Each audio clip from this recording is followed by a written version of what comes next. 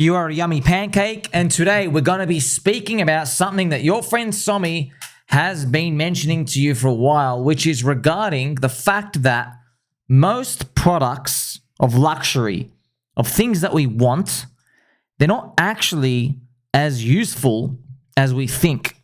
And in one of my videos, friends, actually a couple of them, I go through the example of a hammer and a Louis Vuitton bag. A hammer is about $5. A Louis Vuitton bag is about $5,000. It's literally 1,000x more expensive. What is more useful in life? Clearly a hammer. Used to build houses, put pictures on walls, and fix squeaky chairs. What good is a Louis Vuitton bag? Well, you just look at it.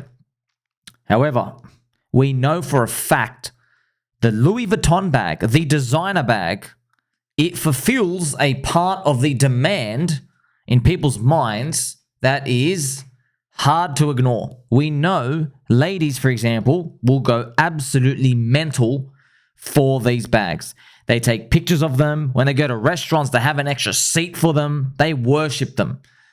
And, I mean, there's no denying that. They have a lot of power. Isn't it fascinating, though? What can you really do with a bag? You can't do anything. You can't even fit a fluffy slipper in there. You're lucky to get half of it in. But your friend Somi here is delivering you this info because it's actually true. And you have to understand this to understand altcoins and crypto. Because in crypto, most products, most utility, most applications, they are not cash flow positive. And if they are cash flow positive, they go to zero in a bear market anyway. They don't survive, friends. So for us to actually make it, we're going to have to crank it first. Because once you understand this, the puzzle pieces start to connect and it all makes sense. Check this chick out. Okay, now she's got a Dior bag. Okay, now it's funny. I don't even know what the legal case was, but basically there's Italian prosecutors. They have uncovered, so I guess they did an investigation. Maybe Dior was doing like some child Satanism stuff. Anyway, they did some investigations. They found out that this Dior bag, you see these, friends? Now, I don't even know, don't quote me on it, this exact bag. But anyway, that bag, the Dior bags, $2,780. $2,780.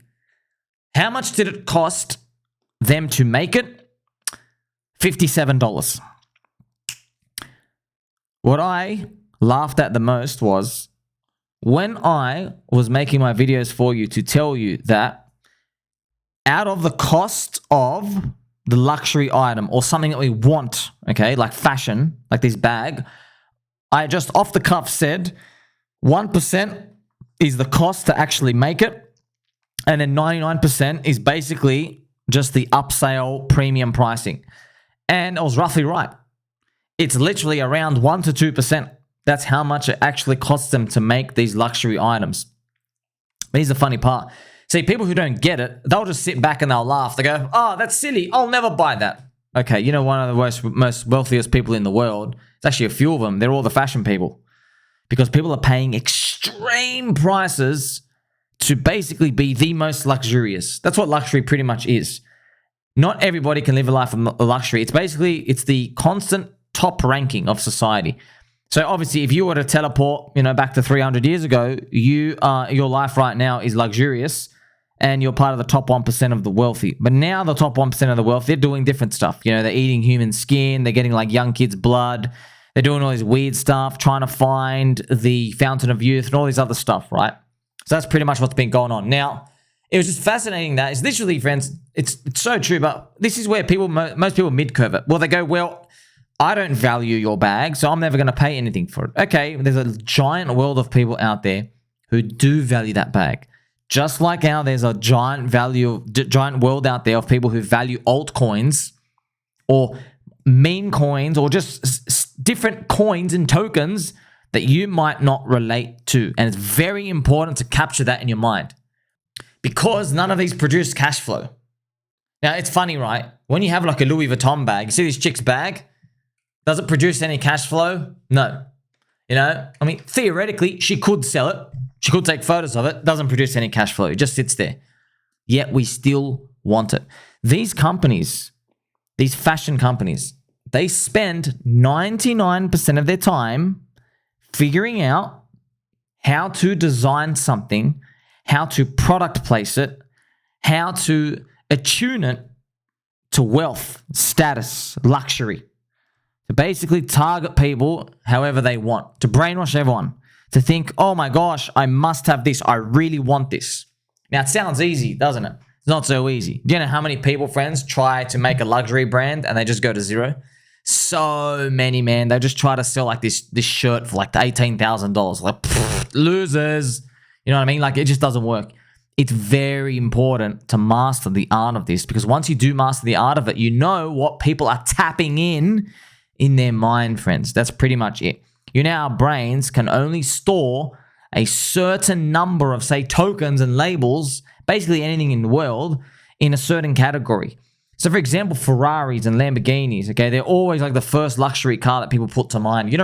Most people buy those cars. They don't actually really care about cars. They care about the status that the car gives them. It's the same thing in crypto, right? Do you really care about the crypto, the decentralization, the DeFi, the utility, the privacy? No, you just want to get rich. Interesting though, but once you have a locus of people who are making buys and sells all the time, and they're basically the free market, right? When they eventually, say, tip on over one edge, the amount of life-changing gains you get is huge. So it's very important, if you just spend some time with me thinking about what type of stuff do people want. Well, look, remember the mantra from 2012 to 2016, right? We had the HODL meme that developed in 2015, 16, 17. Then we moved into Diamond Hands, 2021. Now we have moved to believe in something. And believe in something, obviously, friends, is anti-establishment, for the poor people, for the underdogs. Remember, think about the background theme. There is, a world of inflation going on out there. People are getting robbed. They think, numbers are going up in places, but they don't feel like their places are going up. So that's the theme that's been developing. And people really value, right, believing in something. No one wants to be an NPC. You know that meme, right? Of just a blank Wojak, just an NPC, just someone who goes around, they have a thought bubble. They're just the people you run around in an RPG, friends. They're just the town folk. They don't even give you an item. That's how useless they are. They're just going, literally, the game developers just put them there to just give you a thought speech bubble to make it look like there's people in a town so you can just walk on by.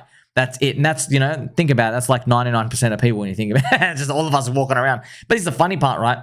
If you, we're in crypto, right? So we don't think of ourselves as NPCs. But in the political sphere, you and I are NPCs. There's like 15,000 laws and policies. I'm like, I don't know which one's better, man. I need 4 years to figure that one out. So we're just NPCs in that. Or what about if it comes to the medical industry? You're not an expert field in pretty much anything. Most people aren't. So we're like, okay, I'm just an NPC in that. I'm like, okay, just give me whatever drugs I need to take. I'm going to swallow them. I'll see you tomorrow. I'll triple dunk them again.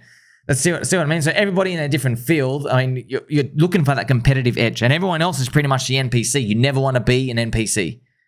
So that's what it's all coming down to, friends. Look at these art bags, right? They are constantly working on how to make consumers feel like they want to own the bag. This is literally the key to crypto. It's literally the key. Even with Bitcoin, right? Bitcoin, we've got to fix the money, fix the world. You have to own it. You have to be in our system. Our system is better. Here are the reasons why it's better. We're scarce. You see that? It's all, I'll use the word brainwashing, but just messaging. It's marketing. It's communicating like that. Whoever's got the best messaging wins. It doesn't even have to be the most noble cause, You don't have to make a meme coin about eating vegetables. We don't really care. Look at the meme coin of Dogecoin. Did like a 500x just from Elon discovering it. See what I mean? Dog, his man's best friend, or so memeable. So you can see the power of these that get unlocked. And that's what we're trying to fight for in this bull market, when we're looking at things like Dick with Butt and Pika and Na and Freedom of Peach. We're looking for things that just hit us differently. And it's funny when you just say it off the cuff, just go buy meme coins and they go up. No, man. We know, friends, there's a world of Jeets out there. There's hundreds of thousands of coins that just never make it. The idea is not sticky. The people backing it aren't loyal enough. Okay, it's very, very, very important. I have this interesting message as well from Mark the Crypto. Look at this. I was in court in 2005 for selling high-quality handbag replicas as replicas. I lost all my assets. Anyway, in the court case, the judge said to the prosecution, so what did these sell for retail? And he replied, who's ripping who off? Interesting, right? A boomer judge is like, what? These things cost $2,000? Everybody's getting fleeced. Think about it, friends. Like, we say the same thing. You're paying how much for an XRP? You know what I mean? And it really is funny because during the court case, we said that same thing. We're like, wait a minute. You're paying what? But XRP is not a payment standard. It's not a payment solution. We're not actually using it for anything. You had to fork Uniswap. You're paying how much market cap? Oh my gosh. Are you sure you want to defend against the SEC? Defend against the SEC? See? But there's a demand function. Why? Because of the XRP, the Ripple marketing. They were putting it around the world. They put people with white-collared shirts and they're like, XRP, the payment standard. It is what it is, friends. Different marketing hits different people. I mean, 99% of us, friends, we came in 2020 mantra is the DeFi altcoins, the yield and stuff. Now the yields are higher. Everything's got to adjust to something new. It's just unfortunate what people are responding to. And it's actually Jeetland Solana. Now, friends, I'm going to show you right now. I promise you, okay, well, I've got to play some nice, gentle music as well. Just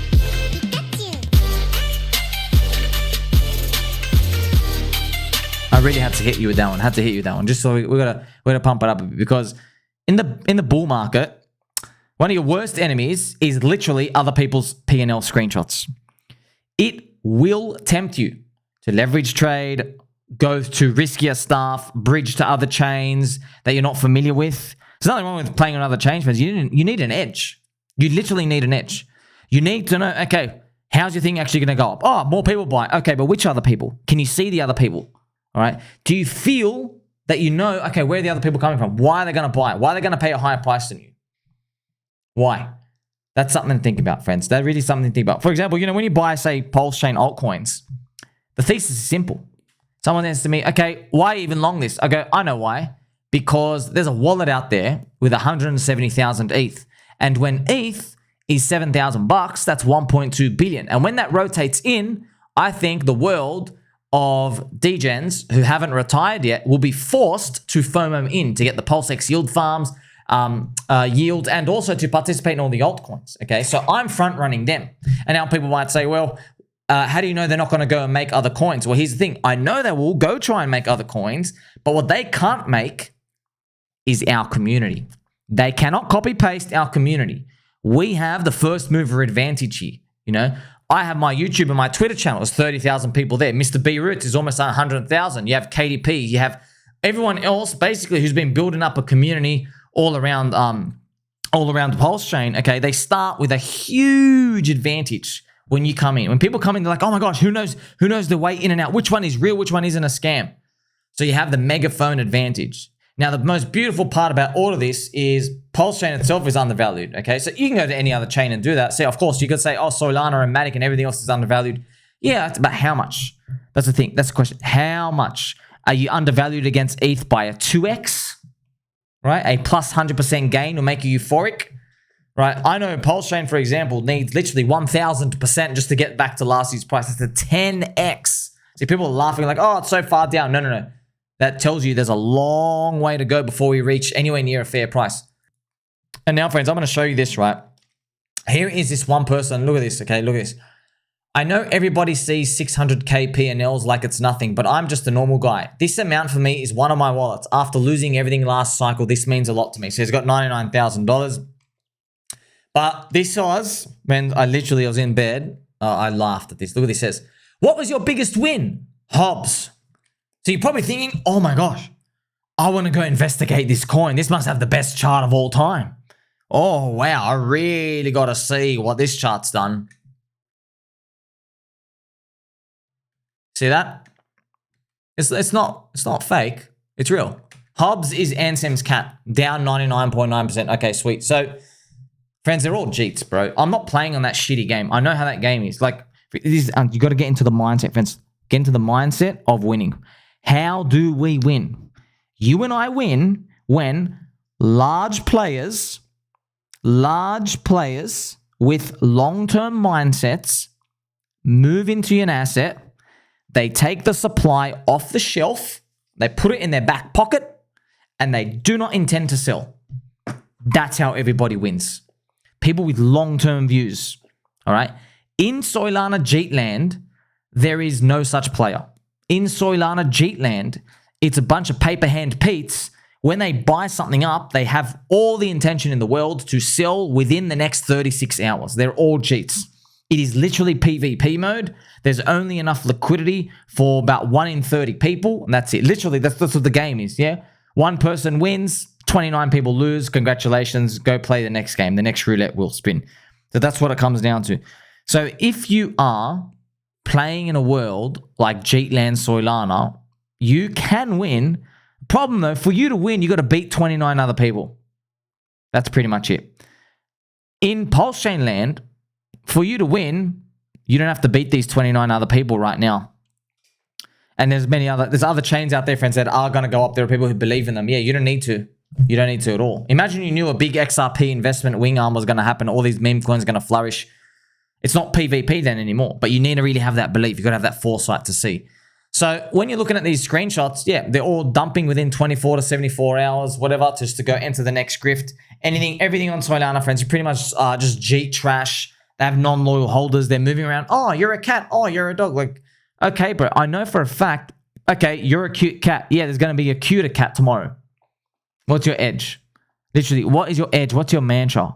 What do you believe in? You believe in that little cute white cat? Okay, friends, I know these people, when I'm asking, there's serious questions, okay? Because you ask people this, and if you can figure out if something's sticky or not, then you've got yourself an asset worth holding. We know dick butts, for example, have been drawn by the ancient Romans 2,000 years ago.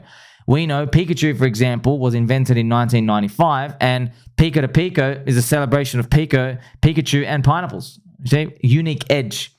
You have Freedom of Peach. I mean, everybody believes in Freedom of Peach. See what I mean? Super Mario theme, Princess Peach, made in 1985. You have Ticker Bitcoin on Ethereum, right? The Sonic the Hedgehog, also made in 1985. You see these, fans? This is your edge. This is like your real edge to compete in this game, because we're trying to think of how the average retailer thinks. What are they going to connect with more?